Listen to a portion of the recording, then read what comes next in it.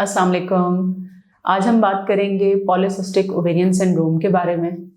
एक ऐसा मसला, एक ऐसा सिंड्रोम जो कि माशरे में इतना ज़्यादा फैला हुआ है कि हर मरीज़, चाहे वो किसी भी एज ग्रुप का है, 12 साल से लेकर 45 साल तक की ख़वातीन इस प्रॉब्लम के साथ प्रेजेंट होती हैं।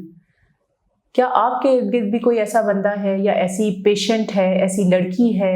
जो कि इस प्रॉब्लम का शिकार है कि उसको पीरियड्स बहुत कम आते हैं, साथ में उसके चेहरे पे या जो गैर ज़रूरी बाल जो हैं वो बहुत ज़्यादा बढ़ गए हैं, या उनकी थिकनेस या मोटाई बढ़ गई है, जिस्म पे मोटे बाल निकलना शुरू हो गए हैं, या उनको पेट के निचले हिस्से में दर्द रहने लग गया है। ऐसी सूरत हाल को हमारी मेडिकल की टर्मिनोलॉजी में पॉलीसिस्टिक ओवेरियन सिंड्रोम कहा जाता है। इसके जो इम्पॉर्टेंट फीचर्स हैं जिससे हम लोग पेशेंट को डायग्नोज करते हैं, पेशेंट हमारे पास प्रेजेंट होता है विद कि उसकी पीरियड्स बहुत कम आते हैं, उसको स्पॉट लगता है बस, और उसके अलावा उसको नॉर्मल जो ब्लीडिंग का पैटर्न है या जो नॉर्मल फ्लो है वो नहीं होता। दूसरा जो हमारे पास इम्पॉर्टेंट प्रेजेंटिंग कंप्लेंट होती है वो ये होती है कि पेशेंट प्रेग्नेंट होना चाहता है लेकिन वो प्रेगनेंसी कंसीव नहीं कर पा रहा। तीसरी जो इम्पॉर्टेंट इसके अंदर प्रॉब्लम प्रेजेंट होती है वो ये कि चेहरे पे, ठोड़ी के नीचे, अपर लिप्स के एरियाज पे या छाती पे जो बाल हैं वो बहुत ज़्यादा बढ़ गए हैं और उनकी थिकनेस में बहुत ज़्यादा इजाफा हो गया है।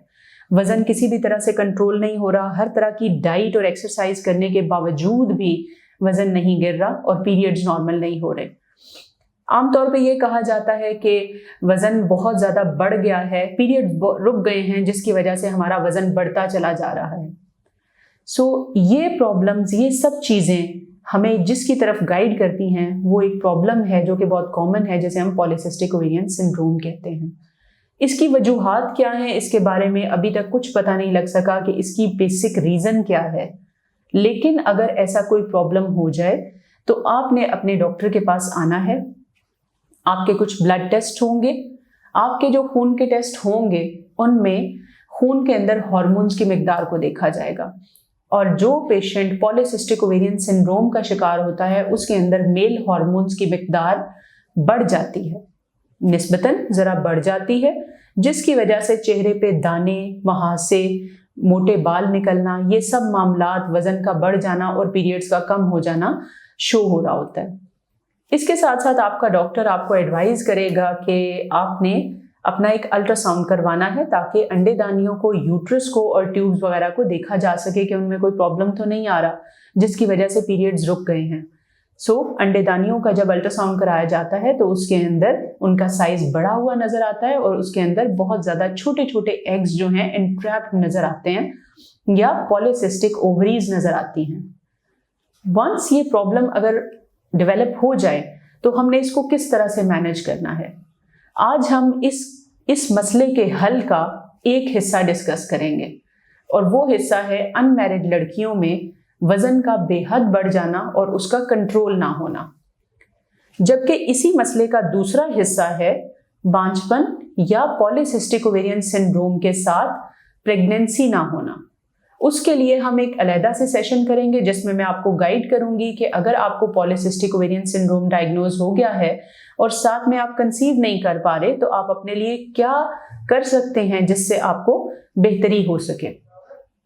सबसे पहली बात तो ये कि अगर आप अनमैरिड हैं, आपका वज़न बहुत ज़्यादा बढ़ गया है,